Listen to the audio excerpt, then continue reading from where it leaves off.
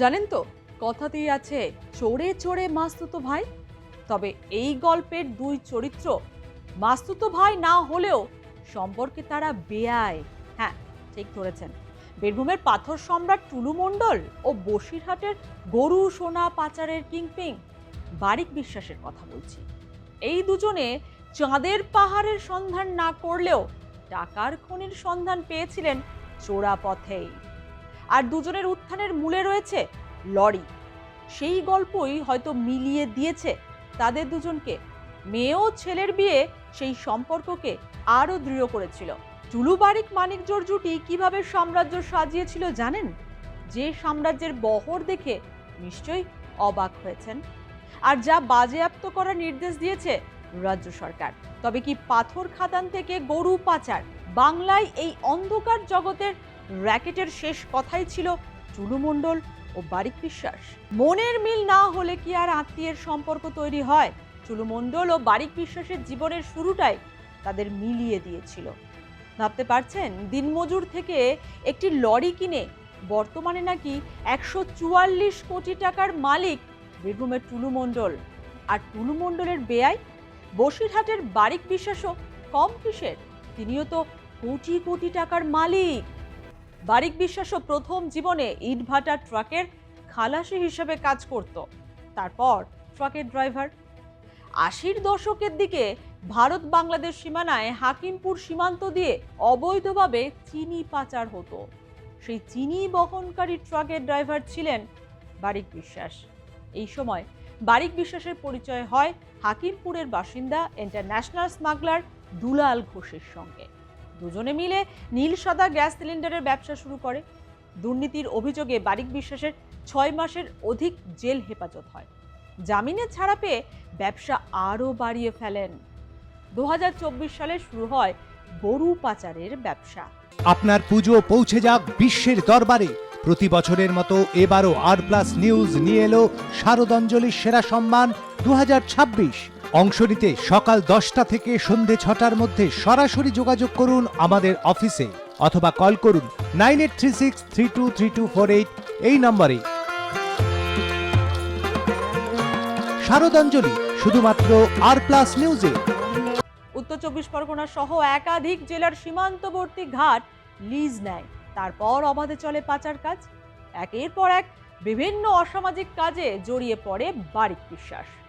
হাজার হাজার কোটি টাকা মুনাফা অর্জন করে কয়েকটা বছরের মধ্যে তারপরে একের পর এক ইটভাটা গড়ে ওঠে। বাটার জ্বালানি হিসেবে অবৈধভাবে কয়লা পাচারের নাম জড়িয়ে যায় বারিকের। তাই বারিক ও টুলু মণ্ডলের সখ্যতা তাদের ব্যবসা থেকেই। এই সখ্যতাকে আরও দৃঢ় করতে আত্মীয়তার সম্পর্কে বাঁধা পড়েন টুলু ও বারিক। 2024 সালে বারিক বিশ্বাসের একমাত্র ছেলে তৌসিফের সঙ্গে বিয়ে হয় টুলু মণ্ডলের মেয়ে সালমার। রাজকীয় সেই বিয়ের অনুষ্ঠান এখন চর্চায়। ছেলে মেয়ের বিয়ের সূত্র ধরেই টুলু মণ্ডল ও আব্দুল বারিক বিশ্বাসের বন্ধুত্বের মিশেলে বারবারন্ত হয় ব্যবসার। সীমান্তবর্তী স্বরূপনগর, বাদুরিয়া, বসিরহাট সহ বিভিন্ন এলাকায় বারিক বিশ্বাসের নামে বেনামের সম্পত্তি, গেস্ট হাউস, মার্বেল পাথরের ব্যবসা, হোটেল সহ একাধিক ব্যবসা গড়ে ওঠে। দেখুন, শোনা যায় উনি অনেক পাচার কাণ্ডের সঙ্গে জড়িত আছেন। আমরা তদন্তকারী সংস্থার উপর ভরসা রাখছি। তদন্তের পরে আমরা জানতে পারবো আসলে উনি কী ধরনের দুর্নীতির সঙ্গে জড়িত। দেখুন, তদন্তের আগে আমাদের পক্ষে উত্তর দেওয়া সম্ভব নয়, কারণ আমরা জানি যে উনি দুর্নীতি করেন। কী বিষয়ে দুর্নীতি করেন সেটা তদন্তকারী সংস্থারাই বলতে পারবেন। কারণ পশ্চিমবঙ্গে তৃণমূল কংগ্রেসের সরকার ছিল, আর তৃণমূল কংগ্রেস এদের দ্বারা উপকৃত ছিল। এদের গভর্নমেন্টটাকে টিকিয়ে রেখেছিল তৃণমূল কংগ্রেস, তাই জন্য এরা নির্দ্বিধায় এইভাবে রাজত্ব করে গেছে। কিন্তু বর্তমান আর এসব চলবে না। অন্যদিকে টুলু মণ্ডলের সম্পত্তির খতিয়ান দিতে গিয়ে চোখ ছানা বড়া খোদ মুখ্যমন্ত্রী শুভেন্দু অধিকারীর। টুলু মণ্ডলের বিভিন্ন অ্যাকাউন্টে থাকা 93 কোটি টাকা ফ্রিজ করা হয়েছে। এছাড়া নগদ 53 লক্ষ টাকা বাজেয়াপ্ত হয়েছে। নগদ টাকা ছাড়াও 268 গ্রাম সোনা, 400 গ্রাম রূপো ও 63 গ্রাম প্লাটিনাম, 3টি টাকা গোনার মেশিন, একটি কম্পিউটার ও সিপিইউ, 2টি পেনড্রাইভ পাওয়া গিয়েছে। 83টি ট্রাক, ডাম্পার, BMW, অডি মিলিয়ে মোট 242টি গাড়ি বাজেয়াপ্ত করা হয়েছে। শুভেন্দু অধিকারী আরও জানিয়েছেন, মোট 21টি সম্পত্তির খোঁজ মিলেছে। তার মধ্যে রয়েছে 7টি বাড়ি, একটা ফার্ম হাউস, 2টি পেট্রোল পাম্প, একটি পার্কিং, 2টি ক্রাশার। সব মিলিয়ে 300 বিঘা সম্পত্তি বাজেয়াপ্ত করা হয়েছে। গতকাল মিনার মণ্ডলের বাড়ি থেকে ক্যাশ পাওয়া গেছে 28,50,47,000 টাকা এবং 15 কেজি গোল্ড। ভ্যালুয়েশন অ্যাপ্রক্স 50 কোটি টাকা, মানে গোল্ড ভ্যালুয়েশন নিয়ে। এরপরে মিনার মণ্ডল এবং তার ফ্যামিলি মেম্বাররা ওপেনলি বলেছেন যে তারা ওই নিকনেম টুলু মণ্ডল, ওই ওর আসল নাম নিজামুদ্দিন মণ্ডল লাগিয়েছে, নাজিমুদ্দিন মণ্ডল, ওনার টাকাই ওখানে ছিল।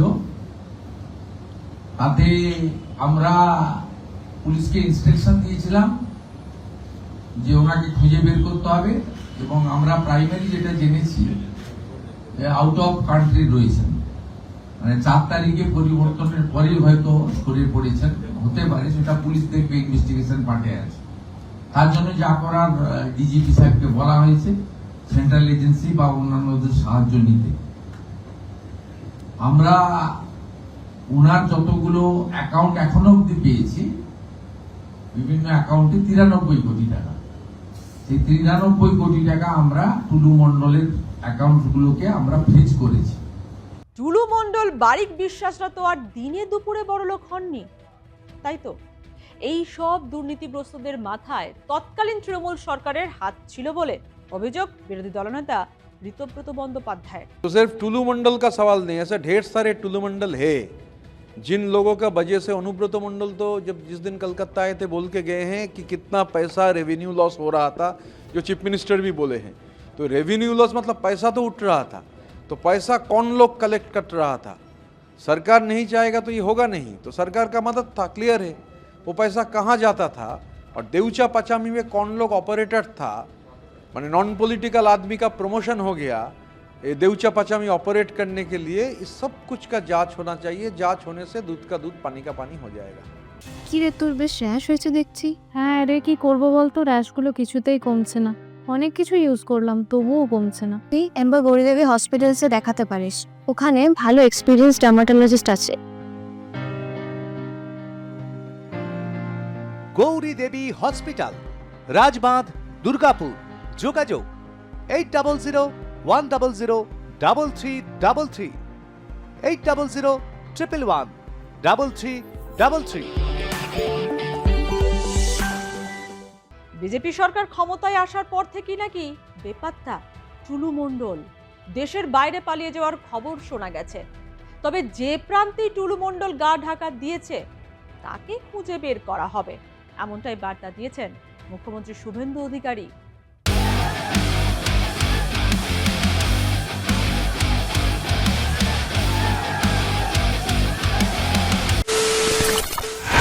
খবরের নামে প্রতিদিন সন্ধে আপনার ড্রয়িং রুমে কি শুধুই চিৎকার চেঁচামেচি খেয়ে আসে? বিতর্কের নামে চলে গালাগালি আর কাদা ছোড়াছুড়ি। এবার সময় পরিবর্তনের,